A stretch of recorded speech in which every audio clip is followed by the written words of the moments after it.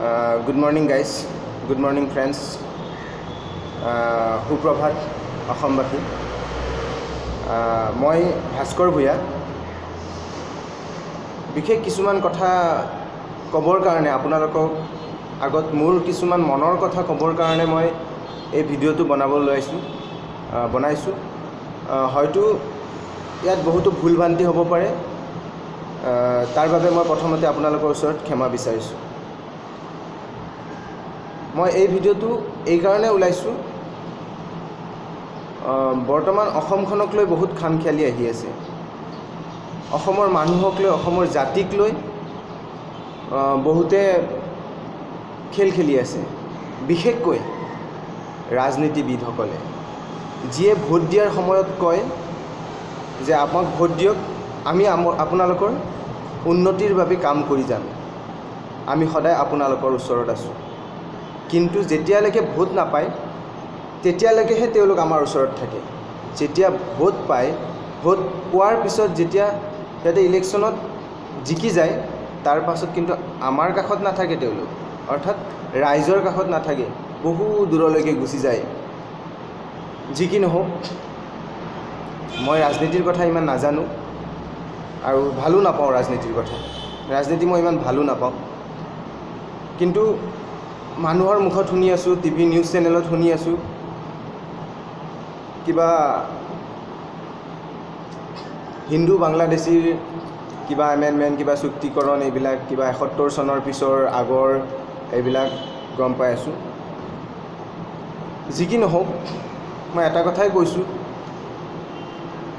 অসমবাসীক বিশেষকৈ কৈছোঁ, ৰাজনীতিবিদসকলৰ ওপৰত আশা কৰি একো লাভ নাই। গতিকে যি কৰিব লাগিব আমি নিজেই কৰিব লাগিব। আমি যদি বেছিকৈ ধৰ্ণা দিওঁ, খুব বেছি আমি কি পাম? পুলিচৰ লাঠিৰ কোব, আৰ্মিৰ লাঠিৰ কোব, তাৰ বাদে একো নাপাওঁ। পাইছে জানো কেতিয়াবা? একো নাই পোৱা। ডাঙৰ ডাঙৰ নেতা, কৃষক মুক্তি সংগ্ৰাম হওক আৰু কিবা কিবি হওক, নাজানো, মোৰ এনেকুৱা লাগে ইহঁতে যেতিয়া পকেটত পইচা ভৰাই তেতিয়া কিন্তু একো মাত নামাতে। যেতিয়ালৈকে সিহঁতৰ পকেটত পইচা নোসোমায় তেতিয়ালৈকে বহুত হাল্লা কৰি থাকে, চিঞৰ বাখৰ কৰি থাকে। গতিকে মই ভাবোঁ এইবিলাক আন্দোলন কৰি লাভ নাই। যি কৰিব লাগিব আমি নিজেই কৰিব লাগিব। আৰু সেইকাৰণে মই কেইটামান গুৰুত্বপূৰ্ণ কথা আপোনালোকৰ মাজত এৰিম, আৰু সেইকেইটা হয়নে নহয় আপোনালোকে এবাৰ নিজে বিবেচনা কৰি চাব। যেনে আমি বাংলাদেশী খেদাৰ কথা কৈ আছোঁ, জাতিভেদৰ কথা কৈ আছোঁ। আপোনালোকে এটা কথা ভাবি চাওক, আপোনালোকৰ ঘৰত কাম কৰা মানুহজন নাইবা বাইজন আপোনালোকে অসমীয়া মানুহ হয়নে তেখেত? মই জনাত বিশেষকৈ গুৱাহাটীত প্ৰত্যেক ঘৰ মানুহৰ, প্ৰায়ভাগ মানুহৰ ঘৰত কাম কৰা বাই আছে। আপোনালোকে ডাঠি ক'ব পাৰিবনে কিমান পাৰ্চেণ্টৰ ঘৰত কাম কৰা মানুহৰ ঘৰত বাই আমাৰ অসমীয়া হয়? আমাৰ অসমীয়া মানুহে নিজৰ ঘৰত কাম কৰিবৰ কাৰণে আমাৰ অসমীয়া মানুহ ৰাখিব টান পায়, কাৰণ সিহঁতৰ মুনাফাটো, পইচাটো বেছি হয়। কিন্তু বেলেগ বাংলাদেশীয়ে হওক বা কিবাই হওক, মই জাতিৰ কথাটো উল্লেখ কৰিব বিচৰা নাই, তেখেতসকলক লয়, কাৰণ তেখেতসকলে কষ্ট বেছিকৈ কৰিব পাৰে আৰু মুনাফাটো কমকৈ লয়। প্ৰথম কথা হ'ল সেইটো। আৰু দ্বিতীয় কথা, আমাৰ অসমীয়া মানুহে সৰু সুৰা কাম কৰিব টান পায়, বেলেগৰ ঘৰত কাম কৰিব টান পায়। গতিকে দুটা কথা মন কৰিব। প্ৰথমতে, অসমীয়া মানুহে নিজৰ ঘৰত কাম কৰিবৰ কাৰণে বেলেগ মানুহ যাতে নাৰাখে, সেই কথাটো মনত ৰাখিব। দ্বিতীয় কথা, ৰাখিলে অসমীয়াই ৰাখিব। আৰু দ্বিতীয় কথা, আমাৰ অসমীয়া মানুহে যাতে বেলেগৰ ঘৰত কাম কৰি খাবৰ কাৰণে লাজ নকৰে, তাৰ কাৰণে মই হাতযোৰ কৰিছোঁ। আৰু আপোনালোকে ৰাখিলে অসমীয়া মানুহক ৰাখক, নাৰাখিলে কাকো নাৰাখিব। দ্বিতীয় কথা, প্ৰত্যেকজন অসমীয়াই আমি আজি সংকল্প ল'ব নোৱাৰোঁনে যে আমি আজিৰ পৰা দোকানত যিটো বস্তু কিনিম, বজাৰত যিটো বস্তু কিনিম, মাছ মাংস গেলামালেই হওক, শাক পাচলি হওক, যিবোৰ কিনিম আমি অসমীয়া মানুহৰ, অসমীয়া বেপাৰীৰ দোকানীৰ পৰা কিনিম? পাৰিবনে আপোনালোকে এইখিনি কাম কৰিব? যদি কৰে তেনেহ'লে ভৱিষ্যত অসমৰ কাৰণে বহুত ভাল হ'ব। আমি নিজে লাই দি আছোঁ বাহিৰৰ মানুহক, বাংলাদেশী, আৰু সেইকাৰণে সিহঁতে আমাৰ মাজত ৰাজত্ব কৰিবৰ কাৰণে শক্তি পাইছে। আমি অলপমান দাম বেছি কাৰণে অসমীয়া বেপাৰীজনৰ পৰা আমি বস্তু নলওঁ। কম লাভত, আমি কম দামত আমি সেই বাংলাদেশী বা বেলেগ জাতিৰ মানুহজনৰ পৰা আমি বস্তু লওঁ। আৰু সেইকাৰণেই আমাৰ অসমীয়া মানুহ কোনো ক্ষেত্ৰতে আজি উঠিব পৰা নাই। প্ৰথম কথা। দ্বিতীয় কথা হ'ল, আমাৰ অসমীয়া যুৱক বা যুৱতীয়ে যেতিয়া ভাল পঢ়া শুনা কৰে, তাৰ পাছত যদি ভাল চাকৰি এটা নাপায়, তেতিয়া সৰু সুৰা কাম কৰিব লাজ কৰে। এইটো সকলোতকৈ ডাঙৰ কথা। দোকান দিব লাজ কৰে, চাহ দোকান দিব লাজ কৰে, চব্জি দোকান দিব লাজ কৰে, মুঠতে সৰু কাম কৰিব লাজ কৰে। মুঠতে তেখেতসকলক গভৰ্ণমেণ্ট চাকৰি লাগে। কিন্তু তেখেতসকলে আড্ডা দি পেলাই, টাইম পাছ কৰি পেলাই ঘৰত বহি বহি খাবৰ কাৰণে কিন্তু লাজ নকৰে। কিন্তু সৰু সুৰা কাম, পঢ়ি শুনি চাকৰি নাপালে সৰু সুৰা কাম কৰিব লাজ কৰে। দ্বিতীয় কথা, এই যে লাজ ভাৱটো নোহোৱা কৰিব লাগিব। আপুনি পঢ়কেই বা নপঢ়কেই আপুনি কৰ্ম কৰিব, কেতিয়াও লাজ কৰিব নোৱাৰিব। কাম কৰি যাওক। আমি কাম কৰিলেহে আমাৰ অসমৰ উন্নতি হ'ব আৰু বাহিৰাবিলাকে আমাৰ ওপৰত চান্স নাপাব। যেনে ধৰি লওক, আপুনি ঘৰটো বনাব ওলাইছে, বহুত লাখ লাখ টকা দি ঘৰটো বনাব ওলাইছে। ঘৰটো বনাবৰ কাৰণে আপুনি অসমীয়া মানুহ, অসমীয়া মিস্ত্ৰী কেইজন বিচাৰিছে? আজিকালি বেছিভাগ দেখোঁ, টাউনতেই হওক বা গাঁৱতেই হওক, আমাৰ অসমীয়া মানুহ মিস্ত্ৰী নহয়, বেলেগ। কি সেইটো মই নকওঁ, সেইটো আপোনালোকে নিশ্চয় জানে। গতিকে আপোনাৰ ঘৰটো আজিৰ পৰা আপোনালোকে সংকল্প লওক। আপোনাৰ ঘৰ যিবিলাকে বনালে, যিবিলাকে বনাব বাকী আছে, তেওঁলোকে যাতে নেক্সট টাইম ঘৰ বনালে অসমীয়া মিস্ত্ৰী বিচাৰে। আৰু মই অসমীয়াবিলাককো অনুৰোধ কৰিছোঁ, যদি কাৰোবাৰ মিস্ত্ৰী হ'ব মন আছে, হওক, কথা নাই, লাজ নকৰিব, খালি কৰ্ম কৰিব লাগে।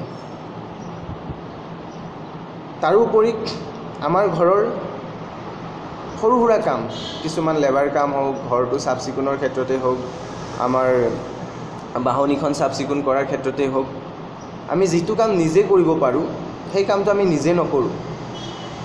আমি বেলেগ বাংলাদেশী হওক বা কাৰোবাক হওক আমি বিচাৰি আনোঁ। 300 বা 400 টকা দি পেলাই আমি বাহনিখন চাফা কৰোঁ, ঘৰটো চাফা কৰোঁ, কিবা সৰু সুৰা কাম কৰাওঁ। কিন্তু কিয়? সেইবিলাক কামটো আমি নিজেই কৰিব পাৰোঁ।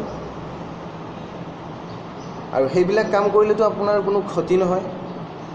মই জনাত আমি যেতিয়া ঘৰৰ নিজৰ কামখিনি নিজে কৰি থাকিম, সেইটো এটা আমাৰ এক্সাৰচাইজ হয়। আজিকালি খোৱা বস্তুবিলাক চব ভেজালি হৈ গৈছে। তাৰ কাৰণে বৰ্তমান যুগত এক্সাৰচাইজটো খুবেই প্ৰয়োজন, ব্যায়াম অভ্যাসটো খুবেই প্ৰয়োজন।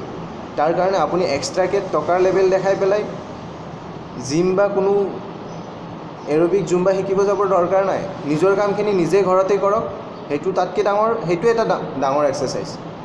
তাতকৈ ডাঙৰ এক্সাৰচাইজ একো নাই। গতিকে আৰু যদিও কিবা কাৰণত কৰাই তেনেকুৱা কাম, তো প্লিজ আমাৰ অসমীয়া মানুহক বিচাৰক। আপোনালোকে এটা কথা চাওক, বাকী অসমীয়াৰ বাদে বাকীবিলাকৰ একতাটো কেনেকুৱা আৰু আমাৰ অসমীয়াৰ একতাটো কেনেকুৱা সেইটো চাওক। বেলেগক দুখ দিয়াৰ আগত নিজৰ গাত চিকুট মাৰি চাওক কিমান দুখ পায়। আমি বেলেগক বহুত ডাঙৰ ডাঙৰ কথা কৈ থাকোঁ, কিন্তু আমি নিজকে কেতিয়াবা সুধি চাইছোঁনে যে আমি মিলি চলিব পাৰোঁনে? ইজনে সিজনক হিংসা নকৰাকৈ আমি চলিব পাৰোঁনে? আমাৰ অসমীয়াৰ বাদে বেলেগবিলাকে ইজনে সিজনক সদায় ছাপোৰ্ট কৰি আহে, সদায় ভালটো বিচাৰে, ইজনতকৈ সিজন ওপৰত যোৱাটো বিচাৰে। কিন্তু আমি অসমীয়াবিলাকে সত্য তিতা হ'লেও মানি লোৱাটো খুবেই দৰকাৰ। আমি অসমীয়াসকলে কি কৰোঁ, সদায় ইজনে সিজনক তল পেলাব চাওঁ, তলতকৈ তল। গতিকে যি কি নহওক, মই কোৱা কথাখিনি মনত ৰাখিব, কৰ্ম কৰিব লাজ নকৰিব।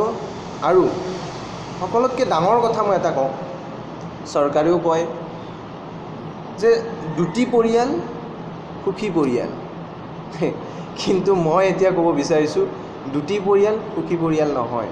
কাৰণ মই কৈ আছোঁ, চাওক, এই দুটি পৰিয়াল সুখী পৰিয়ালটো অকল আমাৰ অসমীয়াবিলাকৰ মাজতহে আছে।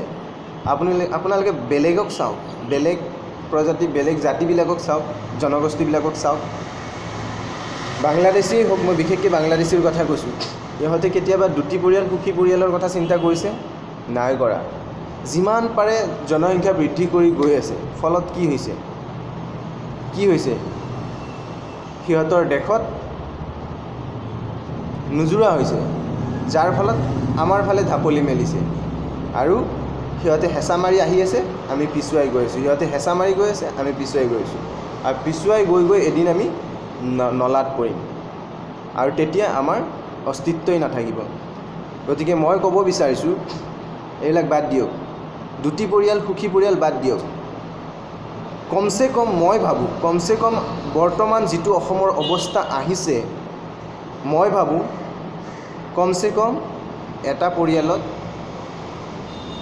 এখন সংসাৰত কমচে কম পাঁচটা ল'ৰা ছোৱালী আপোনালোকে জন্ম দিয়ক। হয়তো মোৰ এই কথাখিনি ক'বৰ কাৰণে লাজ কৰিব লাগিছিল, কিন্তু উপায় নাই, নিজৰ অসমখনৰ স্বাৰ্থত মই এই কথাখিনি ক'বৰ কাৰণে বাধ্য হৈছোঁ। যদি মোৰ ভুল হৈছে মোক ক্ষমা কৰিব। মনত ৰাখিব, দুটি পৰিয়াল বৰ্তমান যুগত সুখী পৰিয়াল নহয়। কাৰণ যেতিয়া আপোনালোকক বাংলাদেশী ফেমিলি এটাই এটেক কৰিব আমাৰ যিকোনো এটা ফেমিলিৰ ওপৰত, সিহঁতৰ ফেমিলিত থাকে কমচে কম 10-12জন, আমাৰ ফেমিলিত থাকে কমচে কম 4 বা 5টা। গতিকে ভাবি চাওক, 10-12জনক 4-5টাই কিবা কৰিব পাৰিব? ঘণ্টাও নোৱাৰে। গতিকে সিহঁতৰ লগত সমানে টক্কৰ দিবৰ কাৰণে কমচে কম 5টা ল'ৰা ছোৱালী জন্ম দিয়ক। এইটো কোনো লাজৰ কথা নহয়, কোনো ভয়ৰ কথা নহয়, এইটো অসমীয়াৰ জাতিৰ কাৰণে মই ভাবোঁ ভাল হ'ব। পিছত কি হয় দেখা যাব। আমি যেনেকৈ ভাবোঁ যে ল'ৰাটো জন্ম দিয়াৰ পিছত সি কি কৰি খাব, মোৰ 2 বিঘা মাটি আছে, মোৰ অকণমান সম্পত্তি আছে, মোৰ যদি 3-4টা ল'ৰা ছোৱালী হয়, এইখিনি বস্তু সিহঁতক নুজুৰিব, সেই একেখিনি কথা বাকীবিলাকে ভাবেনে? কেতিয়াও নাভাবে। সিহঁতৰ ঘৰেই নাথাকে থাকিবৰ কাৰণে, ষ্টেচনত তম্বু টানি থাকিব, অঘৰী ষ্টেচনত পৰি থাকিব, খুজি মাগি খাব। তথাপি সিহঁতে 5-6টাকৈ জন্ম দিয়ে, বেছিহে জন্ম দিয়ে। তাৰ ফলত কি হৈছে? আমাৰ জনসংখ্যা কমি গৈছে, সিহঁতৰ জনসংখ্যা বাঢ়ি গৈছে। সেইকাৰণে আজি এই অৱস্থা পাইছে, সিহঁতে আমাক এটেক কৰিবৰ কাৰণে সুবিধা পাইছে। আৰু সেই সুবিধাখিনি নিদিবৰ কাৰণে আমিও সিহঁতৰ সমান লেভেলত পাবৰ কাৰণে 2টি সন্তান নহয়, কমচে কম 5টা সন্তান আমি জন্ম দিব লাগিব। এইটো কোনো লাজৰ কথা নহয়, মই ভাবোঁ। বহুত ক'লোঁ, আপোনালোকে বিবেচনা কৰি চাব, ভুল হ'লে মোক শুধৰাই দিব। শেষত মই কথা এটা কওঁ, না মই কংগ্ৰেছী হয় না বিজেপি হয়, মই ৰাজনীতি বস্তুটোৱেই বেয়া পাওঁ। কিন্তু ভোট দিব লাগে কাৰণে মই উচিত সময়ত যাক ভাল লাগে তাকে ভোটটো দিওঁ। যি নহওক, যেতিয়া মোদী ইলেকশ্যন খেলিছিলে, তেতিয়া মোদীয়ে কিছুমান ডাঙৰ ডাইলগ দিছিলে তৰুণ গগৈক লৈ। সেইবুলি এইটো নহয় যে মই তৰুণ গগৈক ভাল পাওঁ বা মোদীক ভাল পাওঁ, কাকো ভাল নাপাওঁ। তৰুণ গগৈ এটা ডাইলগ ক্ষমা কৰিব, মোদীয়ে এটা ডাইলগ দিছিল অসমত আহোঁতে, নাম তৰুণ হনেছে কাম তৰুণ নেহি বনতা। কিন্তু মই মোদীক ক'ব বিচাৰিছোঁ, মোদীজী बड़े बड़े डायलॉग मारने से कोई सलमान खान, शाहरुख खान या अमिताभ बच्चन नहीं होता, ये याद रखिएगा। গতিকে এইখিনিয়ে কথা, বিশেষ নকওঁ। যদি আকৌ মনত কিবা ক'ব লগা থাকে পিছত আহিম আপোনালোকৰ মাজত। গতিকে ভুল হ'লে ক্ষমা কৰিব, মই কোৱা কথাবিলাক মনত ৰাখিব, পাৰিলে চেষ্টা কৰিব। ধন্যবাদ।